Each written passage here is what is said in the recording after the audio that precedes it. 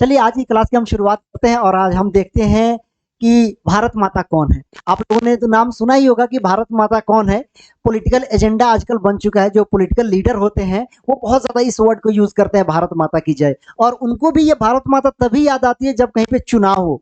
चुनाव होने से पहले और चुनाव होने के बाद वो याद नहीं आती है। चुनाव के दौरान हमारे भारतीय नेताओं को बहुत याद आती है भारत माता। लेकिन उनसे पूछ दिया जाए कि ये भारत माता है कौन, कहाँ से आई है, तो उनका मुंह फटा रह जाएगा, वो आंसर भी नहीं दे पाएंगे। लेकिन आप लोग समझो कि भारत माता कौन है और भारत माता का कॉन्सेप्ट कहां से आया।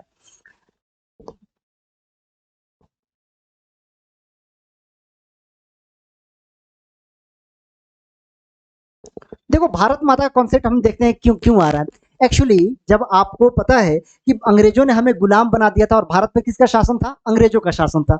तब क्या हो रहा था कि जो ब्रिटिश थे वो हमें बहुत ज्यादा परेशान कर रहे थे, है ना।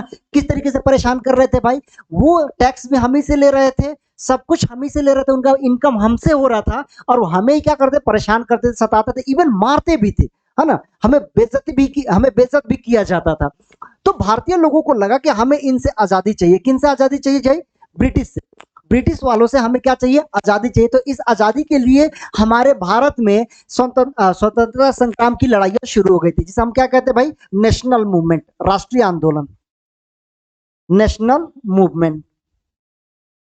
तो भारत में क्या हो गया था, नेशनल मूवमेंट शुरुआत हो गई थी। जब नेशनल मूवमेंट हो रहा था, राष्ट्रीय आंदोलन चल रहा था, तो लोगों को लगा कि यार हम सब आपस में बटे हुए हैं। क्योंकि जब आप भारत को समझेंगे तो पता चलेगा कि भारत में कोई एक कम्युनिटी है ही नहीं, भारत में बहुत सारी कम्युनिटी है। तो उन सारे कम्युनिटी को इकट्ठा करने के लिए भारत माता का कंसेप्ट दिया गया। कौन सा कंसेप्ट दिया गया भाई, भारत माता का। तो भारत माता का कॉन्सेप्ट दिया गया और तब सब लोग क्या होने लगे, यूनाइट। यानी कि आपको पता चल रहा है कि रियल में भारत माता कहीं नहीं है। मतलब ऐसा कहीं नहीं है कि ये कोई लेडी है, उनके कुछ बच्चे हैं और उनको हमने भारत माता माना है, ऐसा कुछ भी नहीं है। हमने क्या कर लिया, बस एज्यूम कर लिया है, हमने मान लिया कि ये हमारी माता है। कौन, भारत माता हमारी माता है और हम सब उनके क्या है, संतान है। तो रियल में कहीं भी एग्जिस्ट नहीं करती। ये क्या है, एक यूटोपिया। यूटोपिया क्या होता है कि जो रियल में कहीं एग्जिस्ट नहीं करती है, हम बस एज्यूम कर लेते हैं, मान लेते हैं, उसे यूटोपिया कहा जाता है। तो भारत माता भी क्या है, एक तरीके से क्या है, यूटोपिया है। ठीक। तो ये भारत माता यूटोपिया हो गई, हमने एज्यूम कर लिया, एक्सेप्ट कर लिया कि हम, ये हमारी भारत माता है और हम सारे भारतवासी क्या है, इन्हीं के संतान है। और हम सबको यूनाइट होकर लड़ना है, किसके खिलाफ, ब्रिटिश के खिलाफ, अंग्रेजों के खिलाफ। और उनको यहाँ से क्या करना है भाई, खदेड़ देना है। इसलिए यहाँ पे क्या हुआ, भारत माता का कंसेप्ट दिया गया। अब भारतीय लोगों में क्या हो रहा था, राष्ट्रवाद की भावना आ रही थी। राष्ट्रवाद की भावना का मतलब क्या था, अपने देश के प्रति प्रेम उत्पन्न हो रहा था, अपने देश के प्रति जागरूक हो रहे थे कि भाई ये देश क्या है, हमारा शासन होना चाहिए, ना कि अंग्रेजों का। अब वो क्या करने लगे थे भाई, लड़ने लगे थे, किससे, अंग्रेजों से लड़ने लगे थे। अब देखो क्या हो रहा है कि भारतीय लोगों में हम अगर राष्ट्रवाद की बात करें तो राष्ट्रवाद की शुरुआत कहां से हो रही, आनंद मठ का आप लोगों ने नाम सुना है। एक बुक है, उस बुक का नाम है आनंद मठ।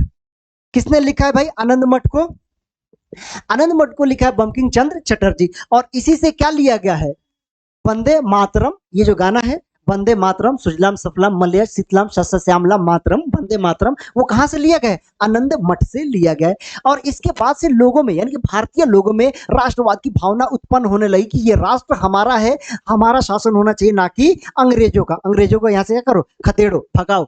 तो राष्ट्रवाद की भावना उत्पन्न होने लगी थी लोगों में। तो उस राष्ट्रवाद को भावना जो उत्पन्न हुई थी, उसको और मतलब कि एग्रेसिव बनाने के लिए, उसे और स्ट्रांग बनाने के लिए क्या हुआ, भारत माता का कॉन्सेप्ट दिया गया। और किसने दिया भाई, भारत माता कंसेप्ट देने वाले हैं अवनींद्र नाथ।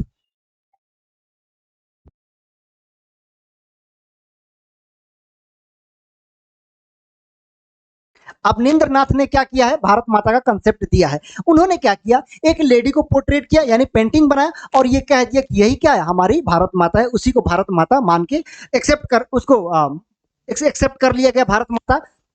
और कहा गया कि हम सब क्या है, इन्हीं के संतान है और हमें आपस में नहीं लड़ना है। हमें किससे लड़ने की जरूरत है, अंग्रेजों से लड़ने की जरूरत है। हम सब यूनाइट होके उनके खिलाफ क्या करेंगे, लड़ेंगे।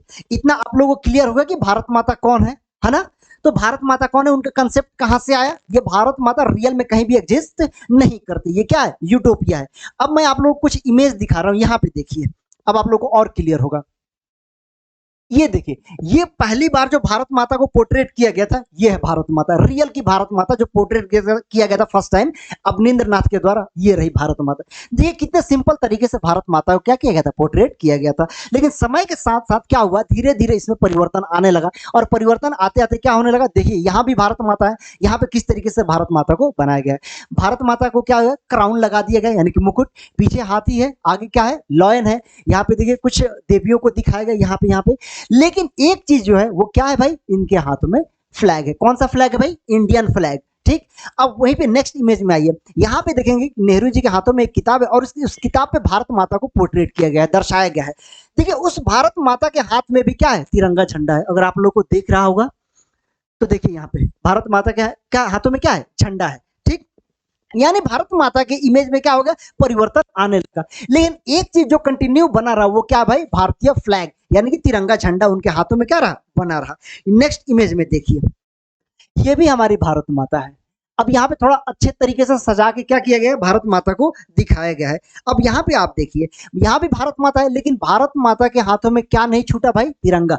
अब भी क्या है, भारत माता के हाथों में तिरंगा है। यहाँ पे आइए, इस इमेज में भी बहुत अच्छे तरीके से भारत माता को पोर्ट्रेट किया गया, दिखाया गया। अब यहाँ पे आएंगे, यहीं पे आगे क्या होता है, गड़बड़। इनके हाथों में क्या होता है भाई, यहाँ पे तिरंगा झंडा गायब कर दिया गया। यहाँ पे कौन सा झंडा लगा दिया गया भाई, यहाँ पे लगा दिया गया एक धार्मिक सिंबल, वो किसी धर्म का एक झंडा है, फ्लैग है, ना कि वो भारत का फ्लैग है।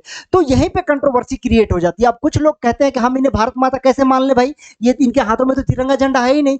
इसे मानते हैं कि ये क्या है, ये भारत की माता, इनके हाथों में क्या है, तिरंगा झंडा। इसे नहीं मानते हैं, क्यों, क्योंकि इनके हाथों में तिरंगा झंडा नहीं है, बल्कि इनके हाथों में क्या है, एक धर्म का सिंबल है। इसलिए लोग इनको भारत माता मानने से इनकार कर देते हैं। और लोग आरोप लगाता है, ये मैं नहीं कर रहा हूं, लोगों का आरोप है कि ये भारत माता जो है आरएसएस के द्वारा बनाई गई है। तो इसीलिए यहाँ पे कंट्रोवर्सी हो जाती है। लोग कहते हैं कि ये आरएसएस की भारत माता है, ना कि हिंदुस्तानियों का भारत माता है। लोगों का कहना है कि अगर पूरे हिंदुस्तान की भारत माता है तो उनके हाथ में हिंदुस्तान का फ्लैग होना चाहिए था। ये धार्मिक सिंबल कहां से आ गया, किसी एक धर्म का झंडा यहाँ पे कैसे आ गया, लोगों का कहना है। इसीलिए यहाँ पे क्या हो जाए, कंट्रोवर्सी क्रिएट हो जाती है। तो कंट्रोवर्सी क्रिएट होने का रीजन क्या है, यही है, भगवा झंडा। लोग कहते हैं कि यहाँ पे तिरंगा झंडा ही होना चाहिए था, यहाँ पे भगवा नहीं होना चाहिए था। अब यहाँ पे शुरू में आप लोगों ने देखा, हर एक में क्या था, तिरंगा झंडा था, भारत का क्या था, तिरंगा झंडा बना हुआ था।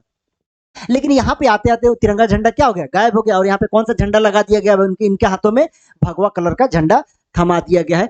इसलिए यहीं पे आके लोगों में क्या हो जाती है, कंट्रोवर्सी क्रिएट हो जाती है। कुछ लोग इनको भारत माता मानने से इनकार कर देते हैं।